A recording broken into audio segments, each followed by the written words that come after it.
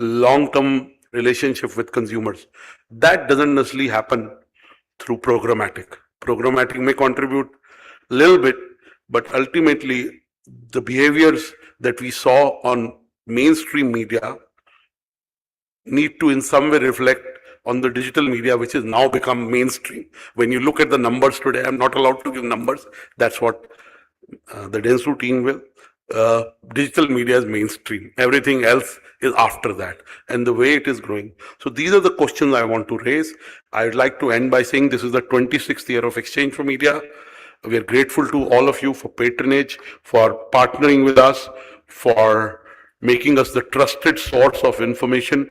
Every day on our platform, we break 10, 12 pieces of content which may be related to people, policy, trends, and community building. We treat our industry not like an industry, but like a community. That is the spirit with which almost 200 of the Exchange for Media team members work. This is our 26th year. We completed 25 years last year. We have a long way to go. And in an era of AI-led initiatives, last year we launched marktecai.com.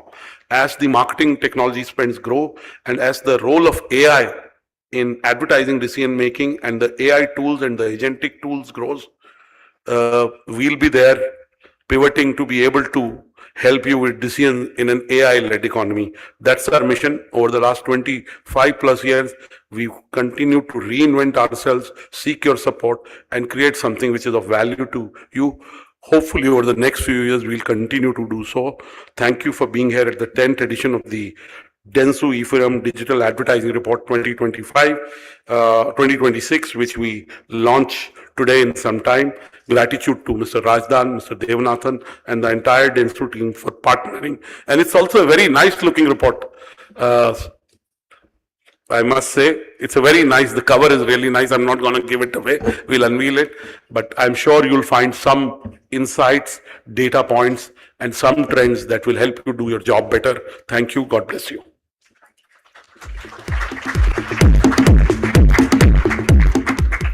Thank you so much, Dr. Anurag Batra, for those powerful insights and, of course, for spearheading the welcome address. Ladies and gentlemen, as you rightly said, we're going to be shortly unveiling the report, but we now like to queue in for partner presentations to continue as we would like to acknowledge our partners.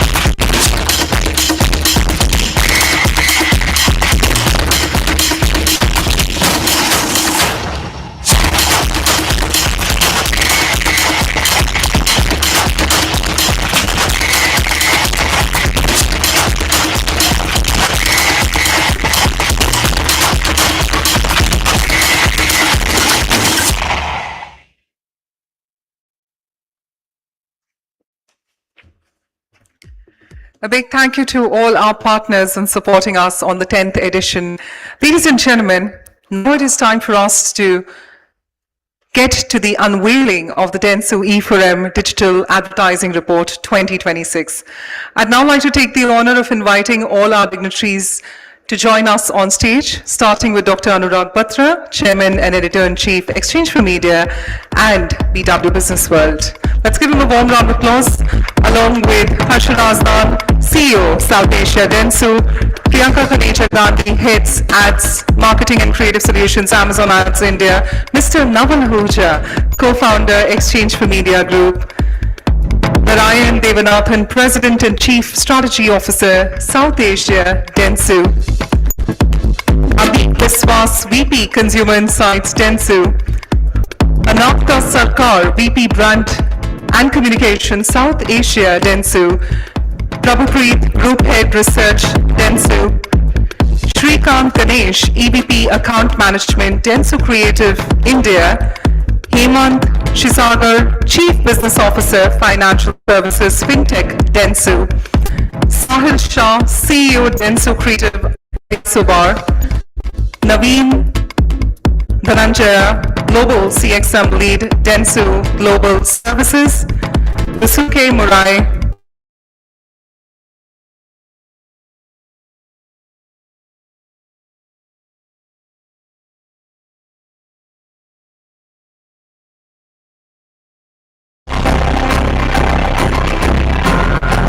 and as our leaders are here with us on stage, we'd also like to take the opportunity of requesting all of you to scan those QR codes on the 10 cards available on your tables to get an access to the report. And meanwhile, as our leaders are reviewing the report,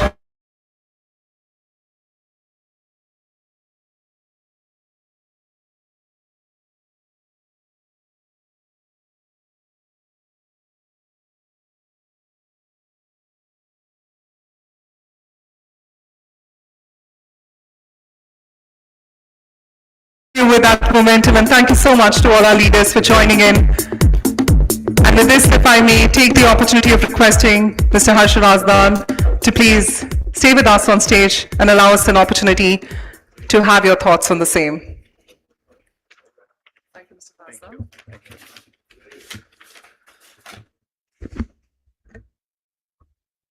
Thank you, e4m, for organizing such a wonderful event today, and thank you to all our sponsors. Thank you, Dr. Batra, Naval. We've been good friends, colleagues, and partners for so many years. You know, time's a very interesting concept. When you are in the thick of things, it seems to flow very, very slowly, and it becomes immensely difficult, passionate, everything is important.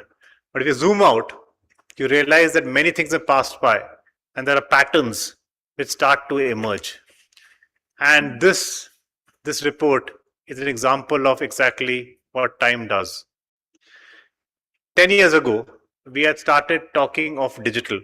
And at that point in time, it was not mainstream. Dentsu and e4m partnered to have the first report 10 years ago. And this question may sound naive right now, but at that point in time, this was a big thing when this partnership started. Over the last 10 years, many things have moved. Business has moved.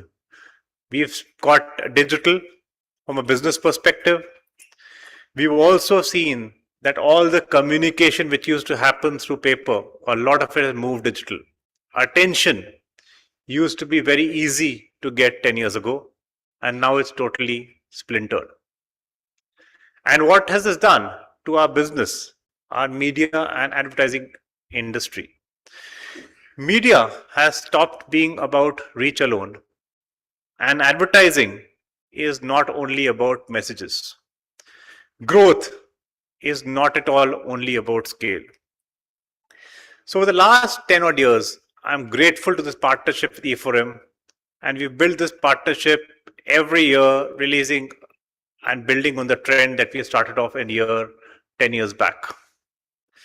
The thing that has stayed through and through, and as a theme through the last 10 years, is that brands that are built with trust are the brands that grow over a period of time, and brands that don't inspire trust don't have legs that run very far.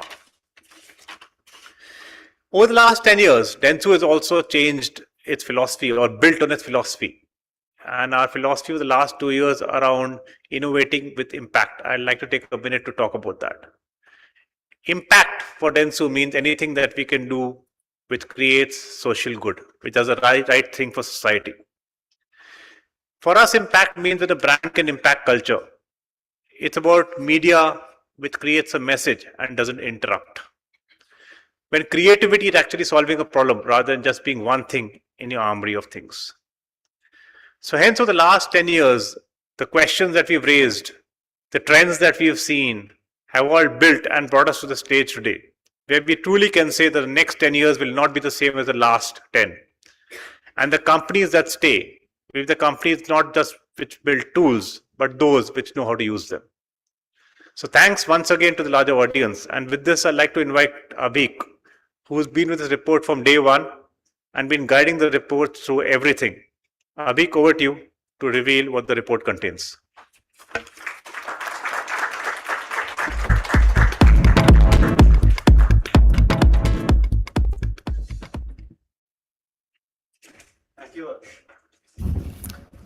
Thank you, Harsh, and namaskar, everyone. 10 years ago, when we had started this journey with this wonderful looking report, India was still asking a fundamental question. Will digital scale? Today, this question has become almost irrelevant. India has scaled, digital has scaled, and media has become something far more consequential than we had ever imagined. And that makes this 10th edition not just an anniversary, but a natural moment to step back and look forward. And look forward not at the trends for the next year, but at the forces that will shape the next decade. In the last decade, the Indian advertising sector has grown into a large, resilient, and a high momentum industry. Today, it stands at 1.2 lakh crore rupees, over twice its size 10 years ago. But scale is not the only story here. Advertising in India has moved from being a business multiplier to now becoming a cultural and economic force. Media today does not just reflect the Indian society, but it actively shapes its aspirations, its behavior and belief systems, which is a fundamentally different responsibility. But in this growth story of the Indian advertising industry, there is one aspect which has grown at a completely different order of magnitude. That is the digital advertising industry, which has grown 12-fold in the last 10 years. Today, it stands at around 72,000 crore rupees. But more importantly, its share in the overall ad spends has increased 5-fold in the last 10 years. But beyond the numbers, digital has crossed a psychological threshold. It is no longer a channel. It is no longer a format. It is no longer even a sector. Digital is now the default state. Retail media, online video, and creator ecosystems, all these signal maturity and not experimentation. And when media reaches this level of maturity, it is no longer just a question of scale. So, the next decade will not be defined by more media, but it will be defined by better media.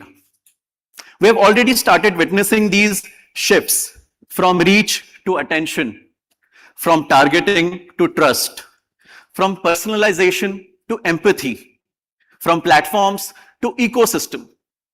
And to look at it, these shifts are in nature structural and irreversible. And once we start to identify and recognize these shifts, the path that defines the next decade starts becoming obvious. So that brings us to the next 10. What you see in front of you are not just the trends to look out for. These are not even ideas on the horizon. But these are the forces that is shaping how media is created, monetized, experienced, and governed in India. So rather than taking you through all the next 10 individually, let me frame them as the 3 acts of the next decade. Because the next decade will not be shaped by isolated trends, but by how these forces work together. The first act of the next decade is how media creates value. Retail media and commerce-driven storytelling are emerging as the third pillar of advertising. Subscription models are being reimagined, rebalanced, and rebundled as consumers demand clear values. And brands themselves are undergoing a renaissance, with them transforming into content studios, IP owners, and community builders. So the signal is clear here.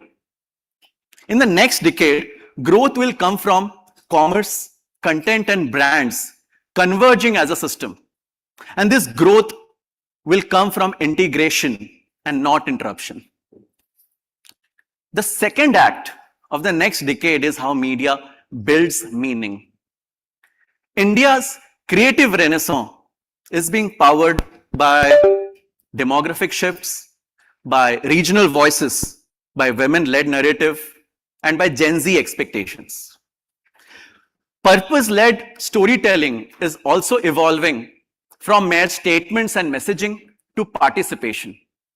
And attention itself is emerging as the single largest and most valuable currency, measured not just in time spent, but in its cultural and emotional impact.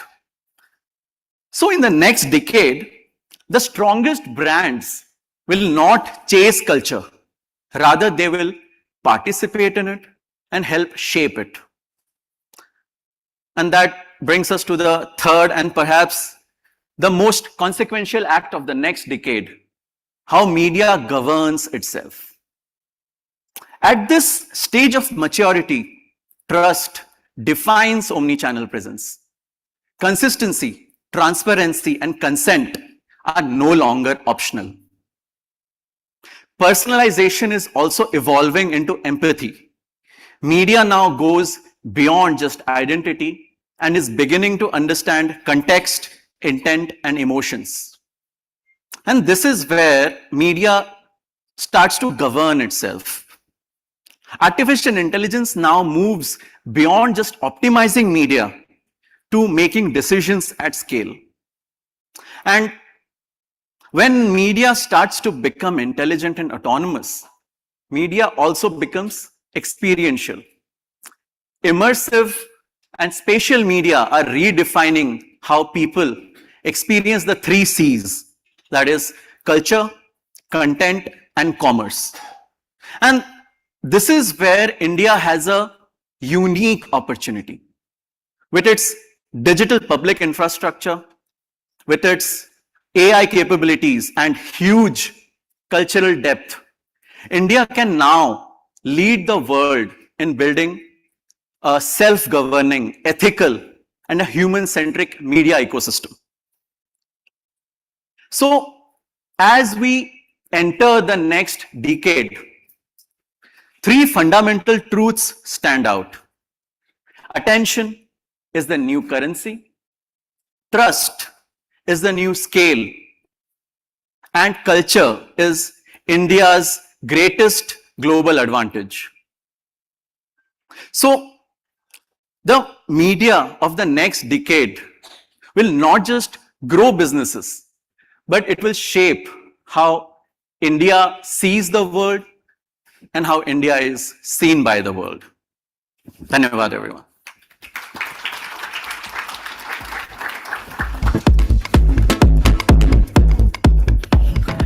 Thank you so much, Avik, for sharing the growth story of Indian advertising and, of course, what the next decade looks like.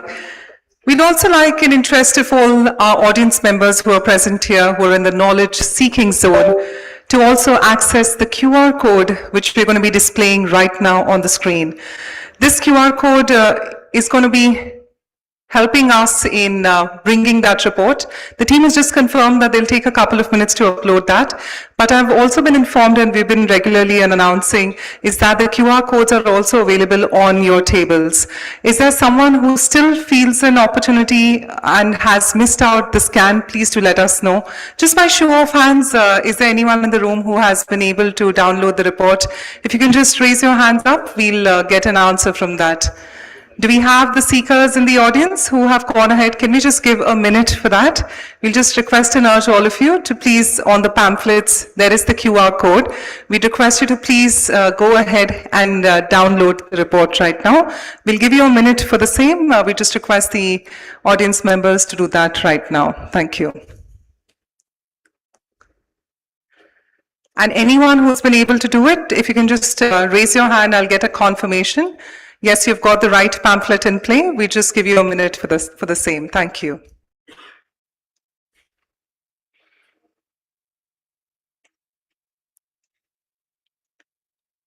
The ones at the back, hope you have the access to the pamphlet. If not, please do let us know. We're also going to be shortly displaying the QR code on the screen so that what Abik was saying and what Mr. Razdan spoke about can go manifolds with the information provided in the report. And right now on the screen, we've also displayed, just for your convenience, the QR code. You may feel free now to get your smartphones out and scan the QR code and get the report right away. We'd urge and request any of you who still hasn't got the access to please now scan the QR code on the screen. Thank you. Music.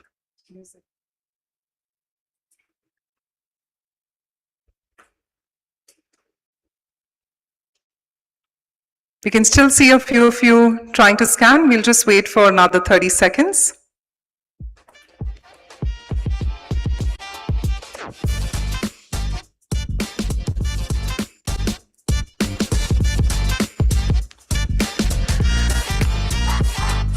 Well, with enough confirmations from the audience members, we'd now like to go ahead to our next keynote session.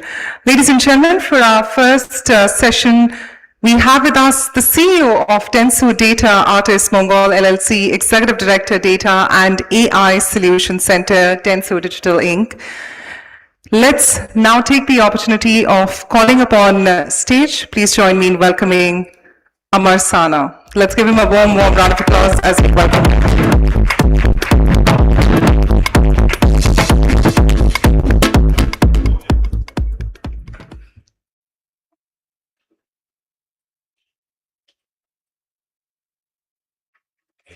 Hello, everyone, and thank you very much for having me here today. So it's a great honor for me to be invited to this event, and I'm truly happy to be here with all of you. So, and I would like to thank the organizers and the Dentsu India team for this wonderful opportunity. And if you are an engineer like me, you would understand me. Why I'm super excited and nervous at the same time, because, you know, the talking in front of a crowd is the hardest thing in the world to do for an engineer. So we really need an AI solution for this. So leaving that aside, I'm truly happy to be here. And I'm especially happy for a very specific reason. So 2 weeks ago, this was the view from my office window. So where I came from is known as the coldest capital city in the world. And 2 weeks later, here I am in India. So I feel I'm finally on the same page with my father, who worked and lived in India before. And now I understand why he looks so comfortable in this picture. He does probably because of warm weather of India and warm hearts of Indian people. And again, my name is Amar from Dentsu Digital Japan. I'm been working for Dentsu Group for 10 years, and currently I lead the AI R&D development team for in Dentsu Japan region. So our team basically develops the AI solutions for marketing and creativity. And we are based in Tokyo and Ulaanbaatar, and we're working closely together as the one team. So even after this introduction, some of you may be wondering, why him? What does he has to do with India? So let me share our story with you, how we, as a one APAC team, as a one Dentsu team, building AI solutions together. So let's begin. The first one really important thing. Dentsu has always been a client-centered company. So it's our DNA. I believe this is our DNA. So our ultimate goal is very simple. We listen carefully to our clients and help them succeed. And the way how we done this for many years is creativity. We're not doing just what we told. We're creating something beyond expectations. So this is why we see this recent AI technology in a very different way. We do not see AI as just another the tool for automation or mass production. We see it as opportunity that allows us expand globally without losing our DNA. So let me break it down for you.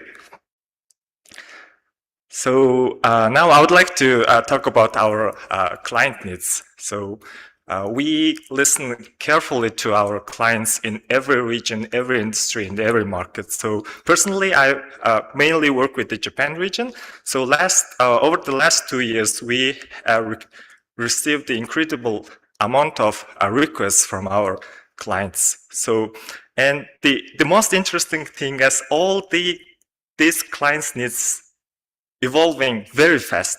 For example, 1 year ago, so the most of the question our client asked was about the simple AI automation solutions, and after that, and then quickly moved into creative generation, and after that, it quickly moved to planning or decision making, agentic AI. So now some of our clients already talking about the physical AI. So we realized that the speed is no longer optional for us.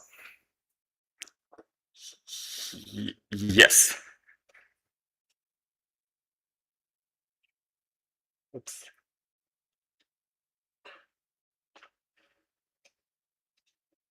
Sorry. There you go. So how do we respond to the speed? Here's our key answer, one of the key answers. So as I mentioned before, we have development team in Mongolia. And after receiving a question or request from our client, our Mongolia team builds an AI prototype just in a week. Yes, 1 week. So it's very, fast, but it's very important because this was the optimal duration to exceed the client's expectation for that. And we, in order to make it happen, our engineers talk directly to our clients to understand the business problem behind it. So interesting fact is that the more than 70% of our members speaks fluently in Japanese, despite our first language and second languages being Mongolian and English, not Japanese. So that way we can communicate with our clients without, any communication lost. So I think this way of working is one of our inventions, I would say, because of this approach, the Mongolia team has been growing very fast year by year. So I would say it's one of the proven method, I'd say. But the speed is not enough. The fast but bad that's never acceptable, especially in Japan, a country known for its, the strong focus on quality, right? So after building something in Mongolia, we bring the prototype back to Japan, and we entered the refinement phase. So basically, we listen carefully to our client's feedback and improve it again and again until the client finally says, yes, that's good. So over the last 2 years, we have developed more than 20 major solutions and implemented them to over 200 clients using the same method. And some of our solutions were awarded as the best solution within the dentsu group globally. So that's how we they combine speed and trust. So after the next request from our, the satisfied Japanese client would be the scaling up to APAC region. So that's where our APAC team becomes very important. And thanks to them, we can quickly support our Japanese team to APAC, any other region than Japan. So what we doing is very simple in concept. We take our solution that we built in Japan, and we keep the same core designs and adapt them to other languages and cultures. And it is possible because thanks to our APAC teams. So I believe the ability of the localized at scale is one of the strongest point of our APAC team, I guess. So that's how we work as one dentsu across the borders. And from the previous slide, so you might think, okay, it's about scale, right? So, but for us, scale is not enough. We have ambition for global expansion. So I think that's why it's a very special place for us. India team is a very special team for us. So of course, India is one of the largest, fastest growing markets in the world. And of course, within the dentsu, it is one of the largest and promising markets. It's that part is already clear, but there's something even more important. So for us, for dentsu, the dentsu India team has become the gateway to our global expansion, in my opinion. So all the solutions we built in Japan or APAC are expanded to other markets, other regions like EMEA, the Americas, and beyond through the India. And so, which means India is not just a destination for us. India is the bridge for global expansion for us. And it's possible because we have the strongest team in India. And in fact, the 60% of Japan solution, which means 60% of the solutions I got involved, is aim for global rollout via India. So to this point, everything was, about very fast and very bottom-up approach. So you might be wondering, is it controllable or is it sustainable? That kind of question. So answer would be yes. So behind the scenes, we run very strategic, transparent, and well-governed development. So at the APAC level, we have APAC Product Committee. The committee ensures the compliance, ethics, and strategy for long-term development. And lastly, I would like to summarize everything in one message. So as dentsu, we deeply value creativity, and we believe that AI shouldn't replace creators. AI should amplify creativity. So this belief connects Japan, APAC, and India as one team with the one vision. So I'm very looking forward to working together and creating the future from India to the world. Thank you very much.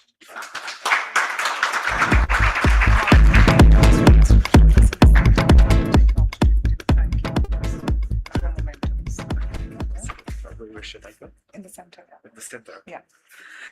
Thank you so much, Amar. Let's give him a big round of applause for being with us all. And may I take the opportunity of calling upon the co-founder and CTO of Segmento, Mr. Vaibhav Velankar, to please join us and allow us an opportunity to get you in frame with our leader. Let's give Vaibhav a warm round of applause as we welcome him.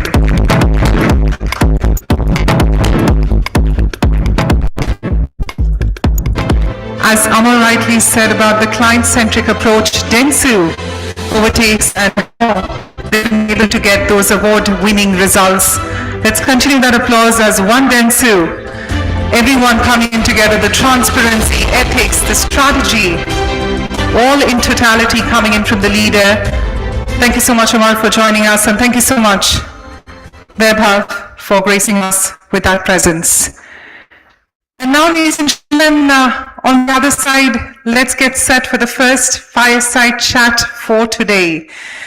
Our next session is going to be having our leader from Amazon Ads India in conversation with the President and Chief Strategy Officer, South Asia of Dentsu, where we're going to be discussing about Retail Media 2.0, a full funnel advertising revolution.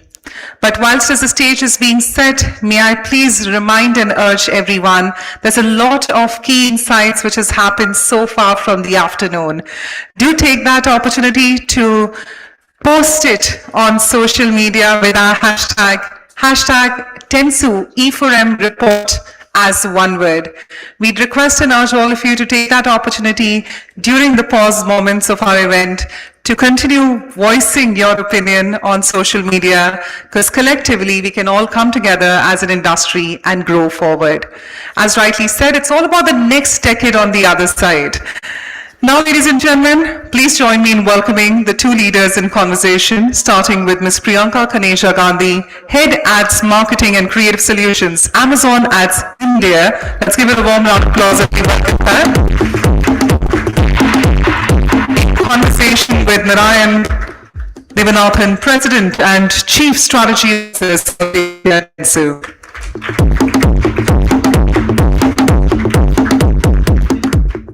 Thank you so much, Narayan. We'd like to leave the able moderation to you. Thank you. Thank you. Thank you so much. Good afternoon, everyone, and thank you for making the time here, but more importantly, that very elusive currency that Abhik also spoke about, attention. So thank you for your attention today. Priyanka will just jump straight in. I want to start with this description I read about a company that, at least in India, is not your rival so far. And I don't think I would have ever thought about this company being described like, and this is Walmart, is now being described as an ad agency with a grocery store attached to it. Because this year, 1/3 of their revenue came from retail media.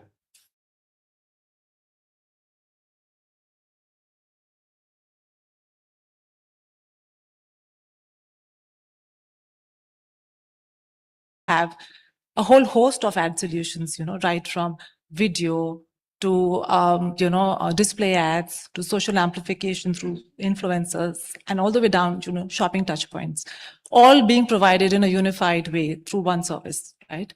So what does this enable brands to do? This actually enables brands to sort of reach and engage with consumers across the consumer journey, right? And what revolutionizes this retail media are really three pillars. One is real-time, signals, which are, we have trillions of signals across browsing, streaming, shopping, capturing, people in the entertainment zone to shopping, and, enabling us to really deliver relevant audiences.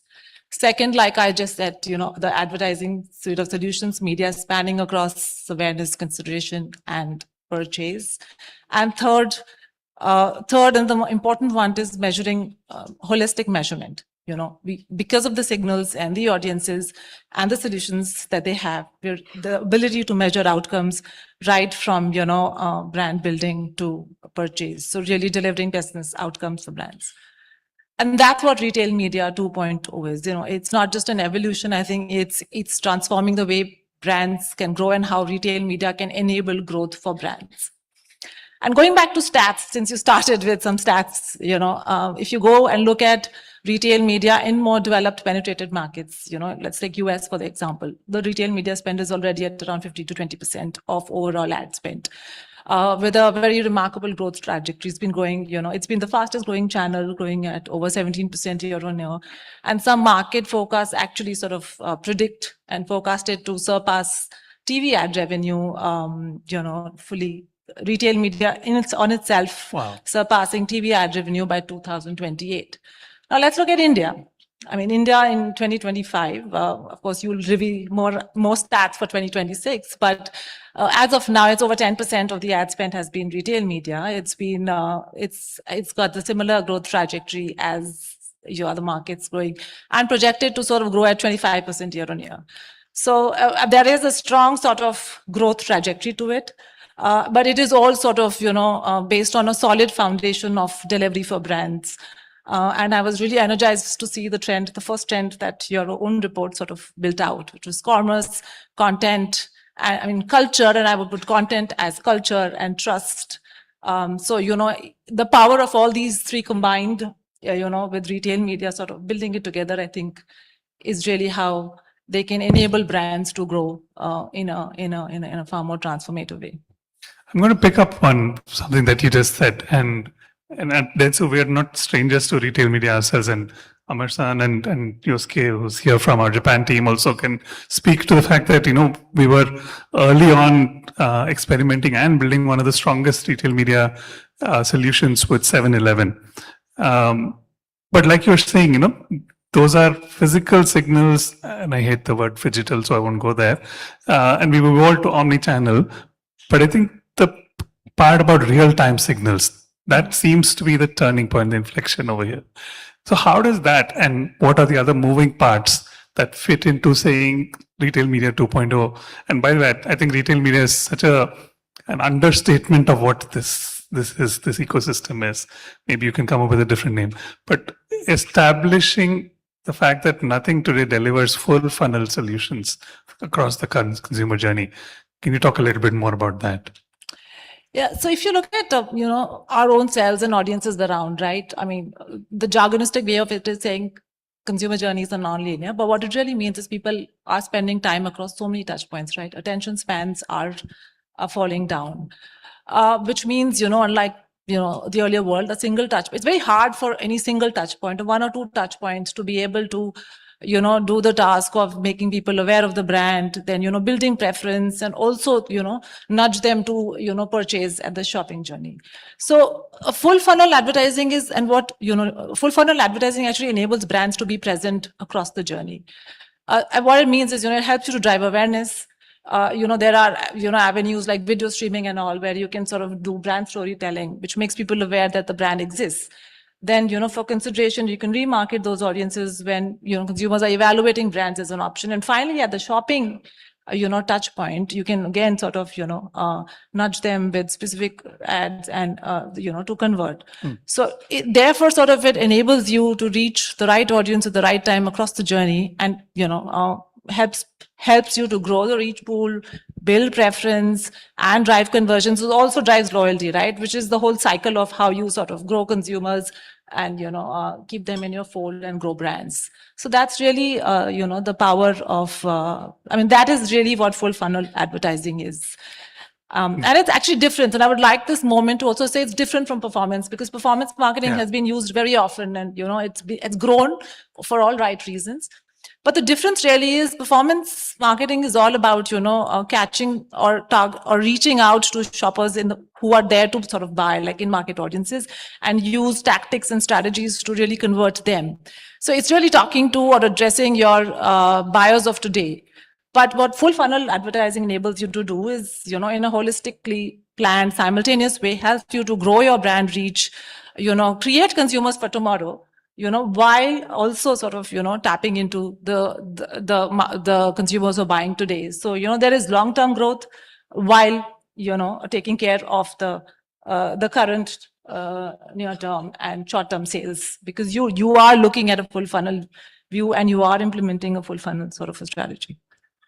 I like how you brought two concepts together, that, one, acknowledging the immense fragmentation in the media world, and two, even in that context, leveraging different kinds of audiences and bringing them to the table. And I like to use an animal analogy to describe what you just said, that you're not just getting the horses who are already at the water to drink the water, but you're bringing more horses, but also more zebras and more elephants and other animals also to come to the water. Very nicely said. I'm going to borrow that the next time. Okay. But the thing that always seems to stump us is measurement. Right? It's great to say that, here's something that can combat the fragmentation that we are seeing. But equally, because of the silos in the platforms, in the media and the channels, sometimes, composite measurement can also be a problem. What do you do that solves for this? So, measurement is, of course, indeed a big challenge, for brands. But before I get into measurement, I do want to sort of step back and give you a little bit more context about full funnel advertising for bigger brands and smaller brands, and then get into the measurement piece, So, if you look at large brands, right, established brands, they have sort of, high levels of awareness. They're established brands. For them, what does the full funnel mean? And they focus a lot on building memory structures, and reminding people that they are there, so that when they go out to shop, people remember them. For big brands and established brands, full funnel is about moving and balancing spends from upper funnel to, mid funnel and bottom funnel. And when it comes to digital first brands, we all know that they focus a lot on optimization and, getting, the best ROI by getting their first set of consumers to buy. And therefore, for them, full funnel is about expanding from the consideration and the bottom funnel to expanding reach, to reaching out to more consumers. So like you just said, more horses, more zebras, because if they don't grow their consumer base, eventually they'll start limiting their growth. So, that's really how the difference is in the two sort of models. And coming back to measurement, with a full funnel sort of advertising, it enables you to look at, measurement solutions across the journey, right? With the trillions of shopping signals and streaming signals that retail media had. So for example, for awareness, you can track metrics like how many people you've reached, what are the lifts on brand. For consideration, it would be like page views. Then when it comes to conversions, it would be the sales and new to brand. And finally, loyalty, which is long-term sales and, repeat purchases. And I would like to sort of tell you this through some examples of brands where we've been successfully or been able to sort of work with brands to leverage this. L'Oreal Dermatological Beauty was launching CeraVe, and they were launching into this category, which was a fast-growing category with consumer demand growing in dermatologically based skincare ingredients. We all know that. So they leveraged a full funnel, sort of approach with us, and we worked with them that. And what did we do? We mapped audiences and ad solutions across the consumer journey. So for awareness, they went broad. They looked at, or they reached consumers who were more interested in premium skincare, beauty, health enthusiasts, a broader funnel. And then when it came to consideration, they went sharper, into consumers who were shopping skincare products, who were interested in this, who had shown some action of purchase.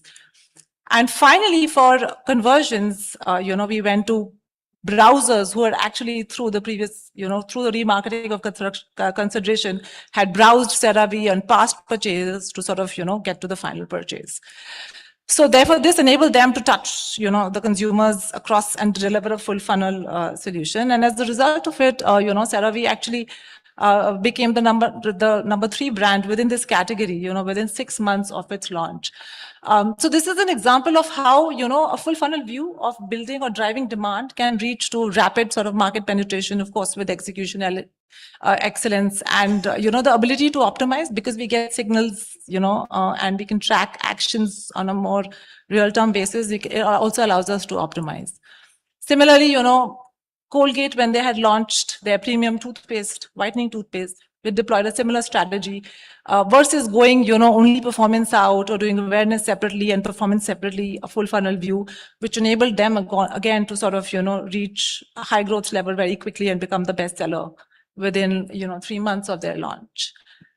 Contrasted to, a digital first brand. So, Loop, which is the near part, a young brand when they're launching a new category. I think their job was that there was not enough awareness, and people didn't understand enough about the benefits of this. So their Amazon ads helped them, they would have gone a classic way of doing, high-end performance, but there we help them to sort of build, do awareness, consideration and preference using a mix of the DSP, display ads, and our sponsored products, so that they continue to reach more consumers while, moving them down the funnel. And the results were very, very strong for them. The first source of truth is when people start searching for your brand. So they got like a plus 47% increase in the brand searches, and then another 40% increase in their conversions. So, this is how, a full funnel integrated planning, along with the strong holistic measurement that, retail media is able to provide, leads to, strong brand results, and there are ways, there is a difference in strategy for established brands versus smaller brands, but eventually the goal is to drive, sustainable growth for brands, and, keep sort of building the funnel. The examples you gave are really heartening to hear, especially when there's so much talk about the dichotomy between brand and performance, right? And it is possible, even in a digital first world, to bring those together and work harmoniously. So those examples are great. I want to pick up on one of the next 10 points that Abhi spoke about, which is value over subscriptions, and connect it back to something that you guys are doing. Last year, you acquired MX Player, and you introduced advertising in Prime Video now. Seems like there is some story around creating value, moving beyond subscriptions, which is what Prime Video was all about previously. What has been the response to that from advertisers, and how is this powering your full funnel advertising solution? Yeah, actually, the response has been overwhelming. I think we're really happy to have seen. We've got advertisers who are on Amazon, the large ones like Nestle, L'Oreal, Unilever. And we also have brands and categories which are not selling on Amazon using the video solutions. For example, insurance, retail, brands like Acco, Auto, Tata Motors. So, what they offer, the dual offering is, Amazon MX Player gives us broad reach of 250 million active users monthly, and then their premium households, that you can reach through Prime Video. So essentially, it's access to premium relevant audiences through innovative video formats. And along with that, we offer the opportunity to do rich brand storytelling within content that connects with culture, so the stories are all sort of coming from insights of culture. So it also gives brands the opportunity to integrate well with content, which is at the heart of culture.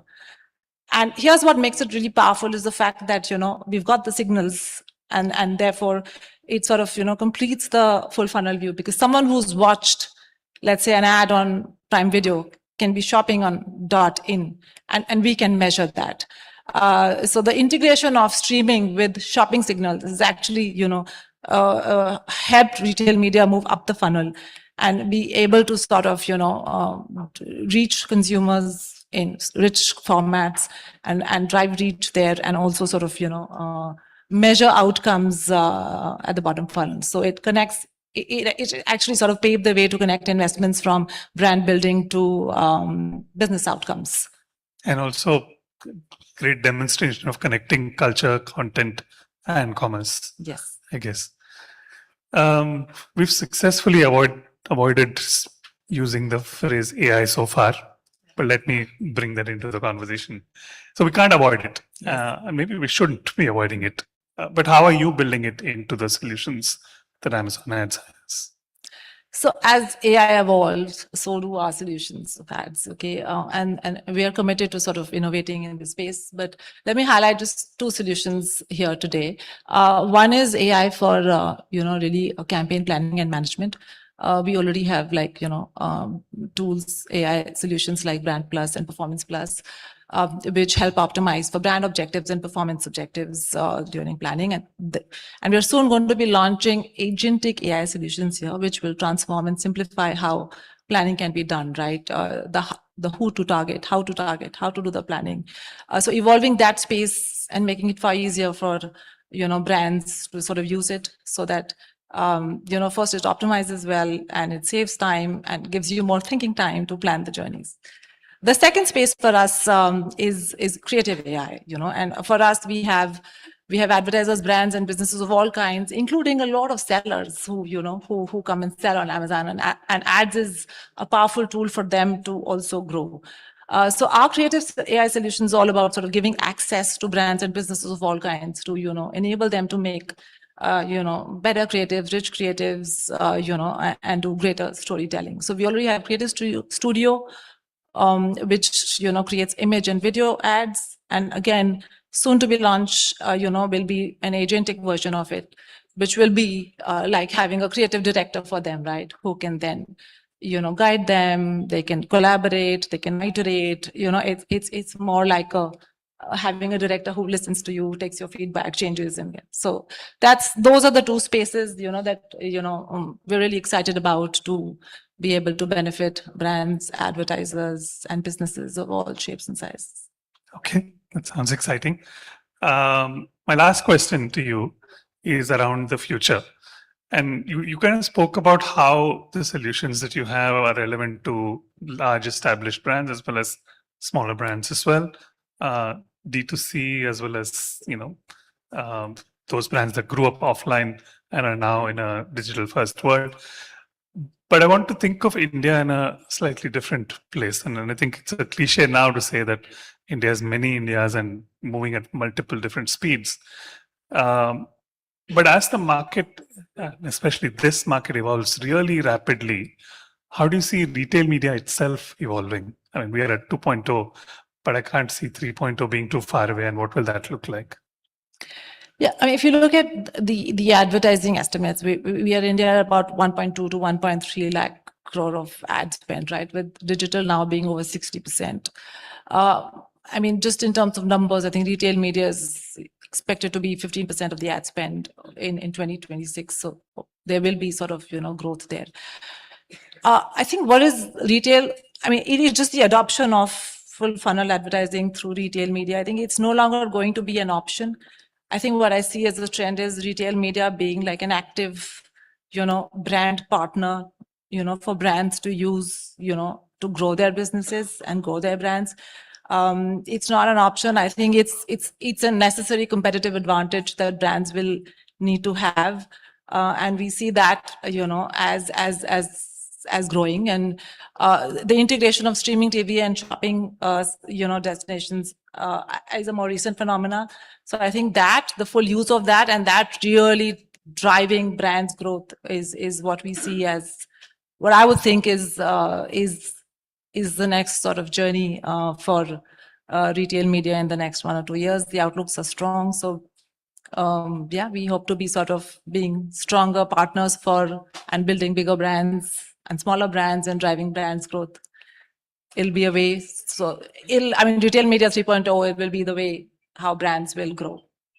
Fantastic. Thank you so much for all of your insights and sharing your perspectives, Priyanka, and thank you for this Thank you. enlightening Thank you for conversation. the interesting questions. Thank you so much to Priyanka and Narayan for joining us. We just request you to please join us in the center, allow us an opportunity to get you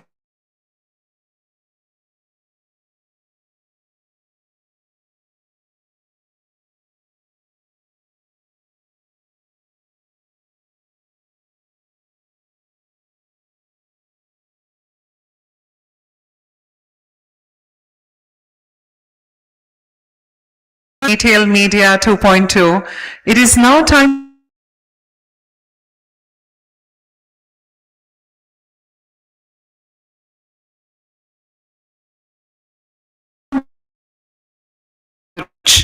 or this. This session examines the shift towards deeper human-centered measures of impact, focusing on connection over exposure. On the topic Beyond the Click, Attention Culture and the New Currency of Indian Media, I'd now like to once again re-invite President and Chief Star Officer South Asia dentsu, Narayan Devanathan. Let's give a warm round of applause as we welcome him.